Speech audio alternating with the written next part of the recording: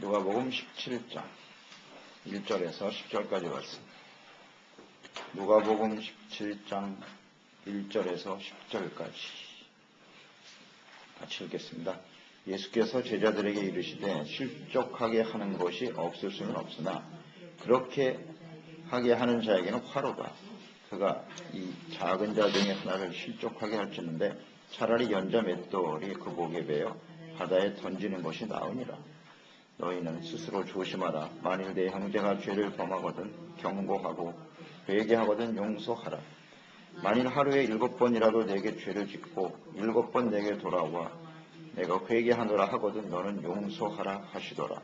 사도들이 주께 여짜오되 우리에게 믿음을 더하소서 하니 주께서 이르시되 너희에게 겨자씨 하나일 만한 믿음이 있었더라면 이 뽕나무더러 뿌리가 뽑혀 바다에 심기어라 하였을 것이요 그것이 너희에게 순종하였으리라. 너희 중 누구에게 밭을 갈거나 양을 주거나 하는 종이 있어 밭에서 돌아오면 그대로 곧 와 앉아서 먹으라 말할 자가 있느냐? 도리어 그대로 내 먹을 것을 준비하고 띠를 띠고 내가 먹고 마시는 동안에 수종 들고 너는 그 후에 먹고 마시라 하지 않겠느냐? 명한대로 하였다고 종에게 감사하겠느냐? 이와 같이 너희도 명령받은 것을 다 행한 후에 이르기를 우리는 무익한 종이라 우리가 하여야 할 일을 한 것뿐이라 할지니라. 아멘. 제자들이 마땅히 해야 할 일. 오늘 이 말씀 보면 제자들로서 행해야 될 마땅한 일들, 본분에 맞는 제자와 종들이 해야 될 일이 무엇인가가 이렇게 잘 요약이 되어 있는데요. 그래서 세 가지입니다. 오늘 말씀 속에 보면. 첫째는 실족하게 하는 일이 있어서는 안 된다는데 이건 용서에 대한 이야기고요. 또 하나의 주제는 믿음입니다. 그 다음에 이제 세 번째 주제는 섬김이죠. 이것이 우리 예수님을 따르는 제자들로서 당연히 해야 할 일입니다. 당연히 그래야 되는 일이다라고 주님 말씀하고 계신데요. 그 첫째는 실족하게 하는 일과 관련된 일이죠. 그래서 실족하게 하는 일이 있어서는 안 된다. 뭐 없을 수는 없지만 그렇게 하는 자에게는 화가 임할 것이다. 이렇게 말씀하고 계시네요. 실족하게 한다. 이 실족이라고 하는 단어의 뜻은 장애물, 함정으로 인도하는 덫 이런 뜻이에요. 실족한다고 하는 건 이렇게 넘어뜨리는 거예요. 사람을. 함정을 파고 덫을 만들고 이런 일을 해서는 안 되죠. 그러니까 죄를 짓게 만드는 거죠. 상대방에게 죄를 짓게 만드는 행위 이것을 조심하라는 겁니다. 그런데 우리가 이런 성향을 가지고 있어요. 우리 마음속에 욕심도 있고 교만, 이것이 이제 죄악의 본질이잖아요. 욕심, 교만. 그 다음에 사람들과 이렇게 같이 생활하다 보면은 미움도 생길 수 있고 시기 질투도 생기고 이런 것들 때문에 자기도 걸려 넘어지고 다른 사람도 넘어뜨린단 말이에요. 그러니까 이것을 조심해야 된단 말이죠. 그러니까 자기 스스로가 먼저 이 문제가 해결이 돼야 돼요. 자신이 이 죄의 문제를 해결해야만 이 장애물이 없어지는 거예요. 내가 해결 못하면 나 때문에 다른 사람이 넘어지거든. 그렇지 않나요? 내 마음이 화평하고 하나님과의 관계가 화평하고 내가 다른 사람들을 이해하고 용납하는 마음을 가지면 일단 내가 죄를 짓지 않은 거잖아요. 내가 누구를 미워하면 일단 그게 내가 죄를 짓는 거니까. 상대방이 나에게 어떻게 했든 내가 상대방을 미워하고 있다는 얘기는 내가 죄를 짓고 있는 거거든요. 그러니까 그것 때문에 걸려 넘어지는 거예요. 같이 넘어지는 거죠. 사실은. 이것을 우리가 조심해야 된다. 그래서 뭐 구체적으로 주님께서 이제 말씀을 하셨죠. 책망과 용서에 대해서 말씀을 하셨네요.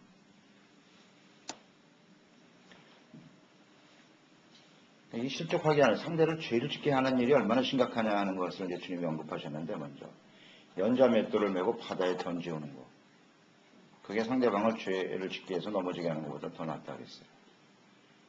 그만큼 이게 굉장히 엄중한 아주 중요한 일이라는 거예요. 심각한 문제라는 거죠. 상대방을 넘어뜨리고 죄 짓게 하는 일은. 이 심각성을 좀 가져야 되겠다. 그런 생각을 하고요. 죄에 대한 중함을 인식하라. 자, 여기 책망과 용서가 나오는데요. 이것이 잘 균형을 맞춰야 돼요. 균형을 맞춰야 된다. 용서 없이 책망만 하면 이거 역시 형제를 걸러 넘어지게 하는 거예요. 두 가지 측면이거든요. 근데 또 상대방이 죄를 짓고 이제 그냥 내버려 둔다 이거. 경고를 안 하고 책망을 안 하고 그냥 내버려 두면 그 사람은 죄로 인해서 넘어지는 거야. 이 두 가지 의미가 다 있어요. 잘 우리는 이 시간에 묵상을 해보세요. 그래서 내가 경고를 하는 겁니다. 당신 그렇게 가면 안 돼요. 그건 하나님의 뜻이 아닙니다.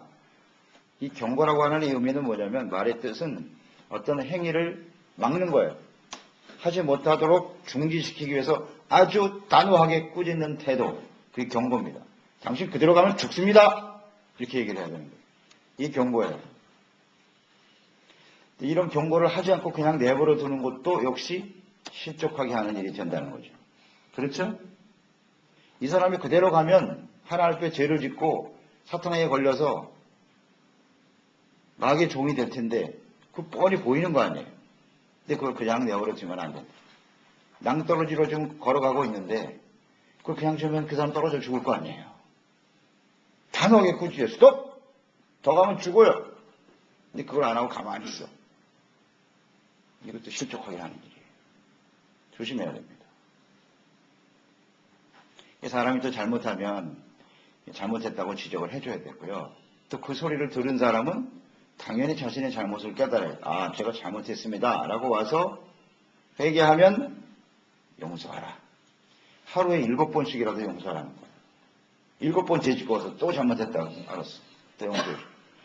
한두 번 정도는 할 수 있겠죠. 한 3번까지는 할 수 있겠지. 그것도 하루에 3번씩이나. 그게 쉬운 일이 아닌데 7번씩이나 와서 나를 그렇게 힘들게 하는데 또 와서 잘못했다고 그래요. 또 와서 잘못했다고 그래요. 이거 참 쉽지 않죠. 우리가 상대를 경고하는 일은 할 수 있어요. 어떻게 보면 그렇게 어렵지 않아요. 그것도 쉬운 일은 아니야 사실은. 그렇게 경고한다는 게 쉬운 일이 아닌데 우리가 정죄하고 비판하는 일은 잘 할 수 있어요. 그런데 이게 용서하는 일은 쉽지가 않아. 쉽지가 않습니다. 이게 사실. 경고하는 것도 어떤 면에서 굉장히 어렵고 둘 다 굉장히 어려운 문제네요. 그래서 저는 이 말씀을 이렇게 묵상하면서 이거 실족하게 하는 일이 두 가지인데 책망을 안 해도 실족하게 하는 거고 또 끊임없이 나를 괴롭고 힘들게 하는 사람 용서하지 않는 것도 실족하게 하는 건데 이게 참 쉽지 않구나. 근데 결과가 굉장히 심각하잖아요. 연자맷돌을 메고 차라리 바닷속에 빠져 죽는 게 낫다 그러잖아. 작은 자 하나라도 이렇게 넘어뜨리면 이 부분을 우리가 좀 신중하게 생각해야 되겠구나 하는 생각을 해봅니다. 신중하게 생각해요. 그래서 우리는 하나님의 말씀을 통해서 이 두 가지를 다 우리가 해결해야 돼요. 제가 여러분을 대놓고 책망하기 쉽지 않습니다. 그러나 성경 말씀 자체가 책망이잖아요.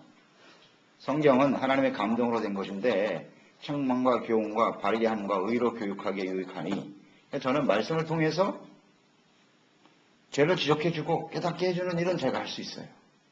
그 일에 더욱더 충실해야 되겠구나. 아주 분명하게 얘기를 해야 되겠구나. 그러니까 하나님의 말씀은 두리뭉실하면 안 돼요. 좌우에 날선 검과 같아서 아니다, 아닌 건 아니라고 정확하게 얘기해줘야 되고 이 일에 더욱더 충실해야 되겠구나 하는 생각을 하게 됩니다.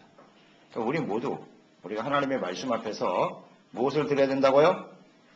책망을 들어야 되는 거예요. 책망을. 그러니까 말씀을 들을 때 맨날 좋은 얘기만 해달라고 생각하잖아요. 책망만 우리가 들은 말씀을 묵상하잖아요. 우리가 나이가 이제 50, 60 되면요 누가 우리 책망할 사람이 없어요. 절대 해줄 수 없어요. 하도 또 받아들이지도 않고 누가 나를 책망해? 그 어렸을 때나 받는 거지 그게. 아무도 해줄 사람이 없다고. 근데 우리가 책망을 받지 않을 정도로 완전한 사람이냐? 그렇지 않거든요. 책망을 하나님의 말씀을 통해서 항상 받아야 됩니다. 받아야 돼요. 그래서 저는 하나님의 말씀을 전하는 종으로서 당연히 말씀에 있는 그대로 해줘야죠. 심각하잖아요. 연자맷돌을 메고 바다에 던져요. 야, 이거 내가 이 사명을 제대로 못하면 나중에 큰일 나겠구나 하는 생각을 하게 되는 거죠. 그러니까 우리는 말씀을 들을 때 책망을 받고 또 끊임없이 회개하고 용서받는 사람이 됩시다. 아멘. 주님의 뜻은요, 하루에 7번 죄짓고서 또 회개하면 또 용서해 주십니다. 사람들이 그러죠. 뭐 그렇게 맨날 회개하고 또 짓고 죄짓고 또 회개하고 그런 짓을 왜 해? 그래도 해야 됩니다. 여기 나와 있잖아요. 그래도 회개하는 게 낫습니다. 하나님은 끝까지 용서해 주십니다. 양심의 가책이 되기도 하죠. 하나님, 제가 또 이런 모습으로 살아갑니다. 그런 기도를 해야 되는 자신의 모습이 너무 안타깝기도 하고, 내가 이렇게까지 예수를 믿어야 되나 하는 생각을 할 때도 많지만, 그래도 회개하고 돌이키면 하나님은 용서해 주십니다. 그래요. 끊임없이 회개해야 되는 거예요. 우린 그럴 수밖에 없다고요. 용서가 우리가 해야 할 일이에요. 경고와 용서, 이 균형을 잘 맞춰요. 그래서 우리 형제들이, 나도 그렇고 우리 주변 형제들도 다 완전하지 못하지 않습니까? 그래서 회개하고 돌이키는 모습 우리가 다 이해하고 용서하는 사람이 되어야 하겠습니다. 그러나 용서는 쉽지 않다. 용서하는 사람은 어떤 사람이라고요? 십자가를 지는 사람. 용서는 십자가예요. 예수님 보세요. 예수님의 십자가는 뭐예요? 용서 아닙니까? 용서. 용서가 그렇게 힘들다는 거예요. 용서가 쉽지 않아. 십자가를 지는 게 용서야. 그러니까 예수님과 함께 십자가를 진다는 것은 불완전한 사람들과 함께 살아가면서 때로는 상처를 받기도 하고 마음의 고통과 아픔을 느끼기도 하지만 당연히 용서해야 되는 화평케 하는 사람이죠. 그러니까 용서할 때 화목이 이루어지는 거예요. 서로 사랑하라의 핵심은 용서하랍니다. 주기도문에도 나오잖아요. 용서하라. 그게 힘들어요. 그래서 하나님께 기도하고 기도만 해서는 안 되지. 말씀대로 순종을 해야지. 아멘.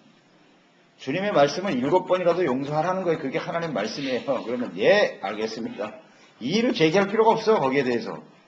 이래서 용서를 못합니다. 내가 하나님이냐? 이렇게 되는 거죠. 주님이 용서하라면 무조건 해야 돼요. 우리는. 제자는 마땅히 그래야 됩니다. 그거 풀지 못하면요. 점점 하나님과의 관계가 닫혀요. 기도도 안 되고 모든 사람이 원수같이 보일 테니까 뭐 지옥과 같은 심정이 되는 거죠. 용서해야 우리는 풀려납니다.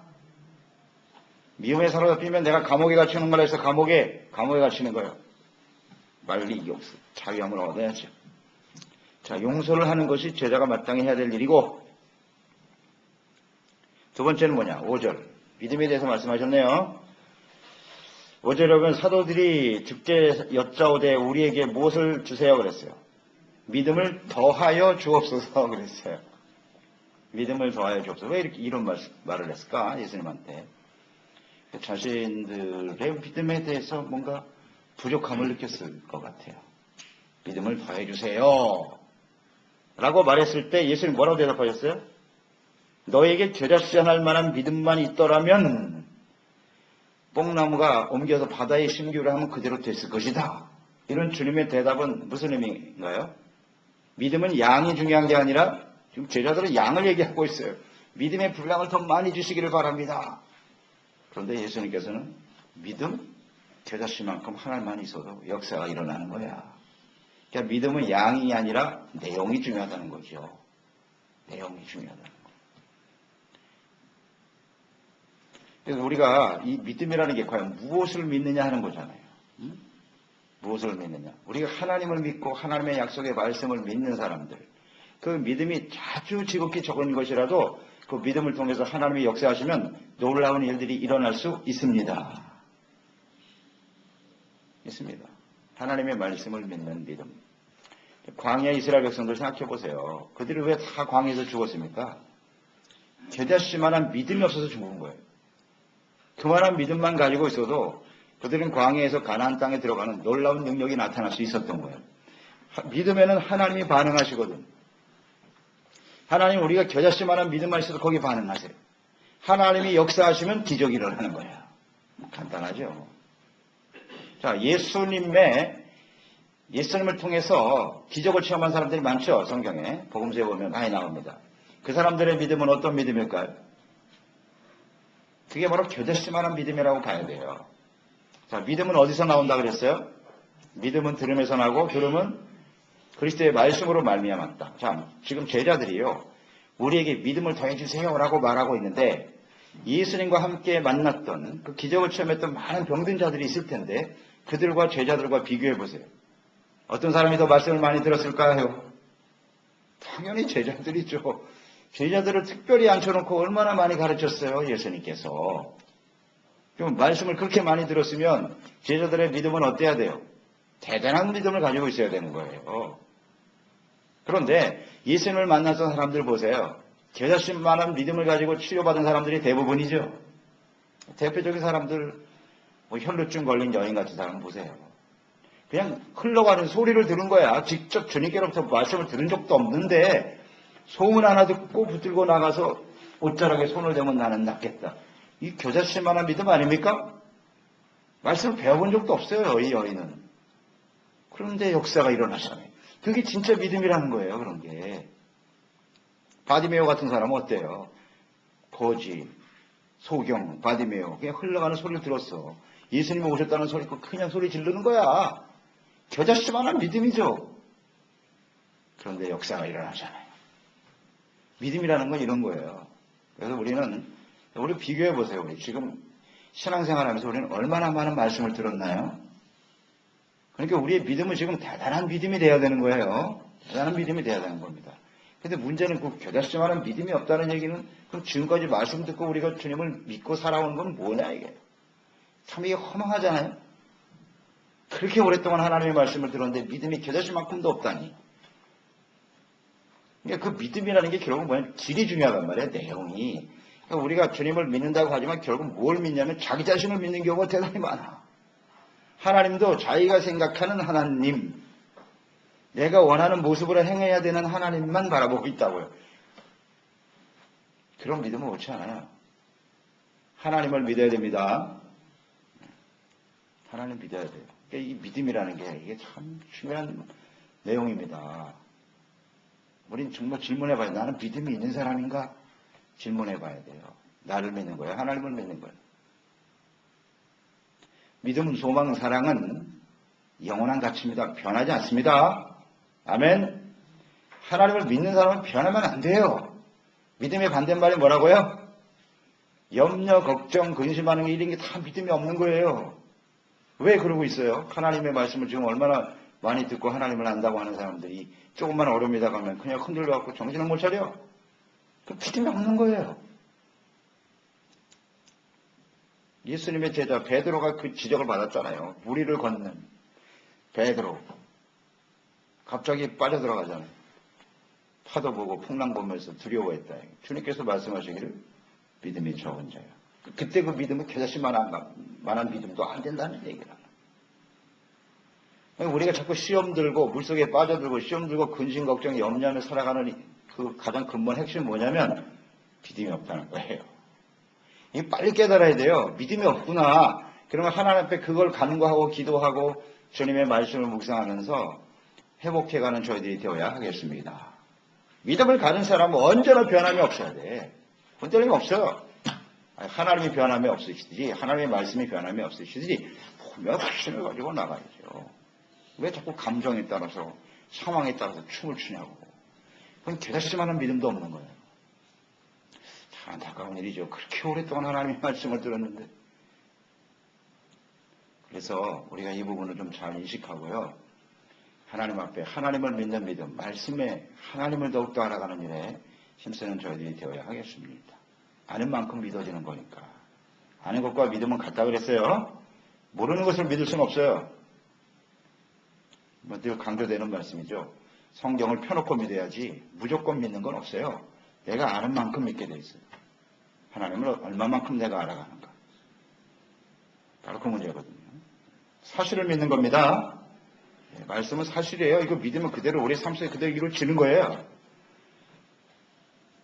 믿음의 문제고요. 그 다음 7절로 10절의 문제는 뭐냐면 섬김이죠. 섬김의 자세입니다. 아주 좋은 예를 드셨어요. 예수님께서. 밭에 나가서 혹은 양을 치는 종이 있다. 그가 이제 하루 종일 일을 하고 돌아왔어요. 돌아왔는데 그때 주인이 참 수고 많았다. 그리고 종을 앉혀놓고 먹으라고 말할 자가 있겠느냐? 도리어 먹을 것을 준비해라. 종이니까 또 그렇게 하는 거예요. 당연히 얘기하지 않겠느냐. 나를 주인을 먼저 먹을 것을 준비해주고 그 다음에 먹어라. 이렇게 하는 것이 정상이라는 거죠. 정상이라고. 누가 그 종이 와서 내가 오늘 수고했으니까 주인이 나에게 아유 종이 형 감사합니다. 나를 위해서 수고해줘서. 이런 주인은 없다는 거죠. 당연히 자신이 할 일을 한 거예요. 종이니까. 그리고 또 집에 와서 주인을 섬기는 건 마땅한 일이다. 그러니까 우리가 제자로서 주님을 섬긴다고 하는 것은 이런 종된 자세로 주님을 섬기는 것입니다. 아멘. 그러니까 하나님을 주님을 섬기는 일은 당연히 해야 할 일인 거예요. 그런데 우리는 어때요? 종으로서 주님을 섬기면서도 자꾸 뭔가 대가를 바란다. 날 안 안아준다는 거예요. 왜 나를 칭찬 안 해줍니까? 왜 나를 몰라줍니까? 이 근본이 잘못된 거예요. 근본이. 그거 지적해 주는 거 아니에요. 아니 종이면 마땅히 할 일이지 뭘 그걸 가지고 생색을 내. 칭찬 안 해준다고 보상 안 해준다고 시험 들고. 그건 종이 아니라 자신의 주인이라는 거예요. 주인으로 팔려고 그러는 거예요. 자기가. 그러니까 이건 옳지 않습니다. 당연히 내려놔야 돼요. 그런 생각하면 안 돼요. 그러니까 안 알아준다고 해서 이제 게을리하는 거예요. 에이 뭐 알아주지도 않는데 열심히 하면 뭐해. 그 나중엔 아예 안 해버리네. 그냥 포기해버려. 그것은 자신이 해야 될 일을 완전히 버리는 거예요. 이런 사람들이 의외로 많죠. 교회 안에. 그러니까 한순간에 뭐 잘하는 것 같다가 나중에 다 스톱, 중지, 포기. 그 이유가 뭘까 잘 생각해보면 내가 일한 만큼 내가 대가를 못 받고 있다는 거예요. 여러분 우리가 주님을 섬기는 사람들은 대가를 바라고 하는 게 아닙니다. 하나님의 은혜를 받은 사람들 아니에요? 그러니까 그 은혜에 감사해서 반응하는 거지 감사해야 될 사람은 종이에요. 나 같은 사람 하나님이 사용해 주시고 종으로 사용해 주셔서 감사합니다. 이렇게 얘기를 해야 되는 거지. 그게 주님을 따르는 제자들의 마땅한 자세입니다. 나는 그렇게 하고 있나요? 네, 하고 있나요? 그래서 우리 하나님은 좋은 주인이세요. 좋은 주인이세요. 그래서 우리가 열심히 수고하고 헌신하면 언제든지 하나님께서는 그 모든 우리의 마음을 알아주시고 날마다 필요를 채워주시고 은혜를 주시는 하나님이시죠. 나쁜 주인들도 있어요. 그러나 우리 하나님은 너무 좋으신 주인. 그래서 우리는 종이라는 신분을 잊지 말아야 되겠습니다. 네. 그리고 명령에 순종하는 것은 당연히 해야 될 일이에요. 마땅히 해야 될 일입니다. 그래서 오늘 말씀과 전체적으로 연결을 시켜서 보면 그렇게 묵상해 볼 수 있겠죠. 용서하라. 우린 주님의 종이니까요. 당연히 그렇게 해야 돼요. 내가 누구를 용서해놓고 내가 이런 사람도 용서했으니까 난 대단한 사람이다. 나는 인정받아야 돼. 쓸데없는 생각하지 말고. 용서하라면 용서하는 걸로 끝나는 거예요. 그냥 종이니까 당연히 해야 될 일이지. 믿어라. 예, 알겠습니다. 믿음은 충성과 같은 말이거든요. 그러니까 하나님 앞에 온전한 믿음으로 충성을 다하는 거예요. 그걸로 끝. 당연히 해야 될 일이지. 그걸 가지고 내가 뭐 대단한 사람인 것처럼 스스로를 높이려고 하는 어리석은 짓이에요. 그래서 섬김이라고 하는 것은 은혜 받은 자로서 감사함과 충성함으로 해야 된다. 자, 섬김의 핵심은 뭐다? 두 가지. 감사와 충성이다. 아멘. 내가 자꾸 감사를 받으려고 하는 게 아니라 내가 감사해야지 내가. 그리고 충성하는 사람이 되어야 하겠습니다. 근데 감사와 충성은 중요한 관련을 갖고 있어요. 감사하지 못하는 사람은 절대 충성 못해. 맞습니까? 틀립니까? 맞아요. 내 마음속에 감사가 사라지는 순간 충성은 사라져. 사라지게 돼 있어요. 근데 감사가 사라지는 이유는 뭐라고요? 교만해서 그래. 하나님은 겸손한 자에게 은혜를 주시고 은혜 받은 사람은 감사하게 돼 있는다 그랬어요. 이건 아주 공식의 진리의 진리.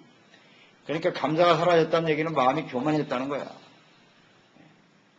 그렇죠? 그러니까 은혜를 받으면 감사해야 당연한 거지. 감사와 충성, 이것이 종의 자세고 제자들의 올바른 태도인 것입니다. 오늘 세 가지 중요한 핵심. 용서, 믿음, 섬김. 이것을 우리가 제자로서 마땅히 해야 될 일인 것을 인식하고 그리고 우리의 삶 속에서 실천해가는 저희들이 될 수 있도록 성령의 도우심을 구하는 저희들이 됩시다. 기도하겠습니다. 하나님 아버지, 오늘 우리를 예수 그리스도 믿음으로 말미암아 하나님의 자녀 되게 하시고 예수 그리스도를 따르는 제자가 되게 하여 주시고 주님과 함께 살아갈 수 있는 은혜를 주신 것을 너무나 감사드리옵나이다. 제자로서 마땅히 해야 될 일은 경고와 용서, 반드시 용서해야 될 일, 이건 우리가 해야 될 일이에요. 그리고 우리가 하나님 앞에 온전한 믿음을 가지고 살아가야 되죠. 그리고 중요한 것은 섬김인 것 같습니다. 늘 하나님의 은혜에 감사하고 충성된 마음으로 섬기는 저희들이 되게 주시옵소서. 대가를 바라는 그런 것이 아니라 감사하는 마음으로 신실한 마음으로 순종하는 하나님의 종들 다 되게 하여 주시옵소서. 예수님의 이름으로 기도드리옵나이다.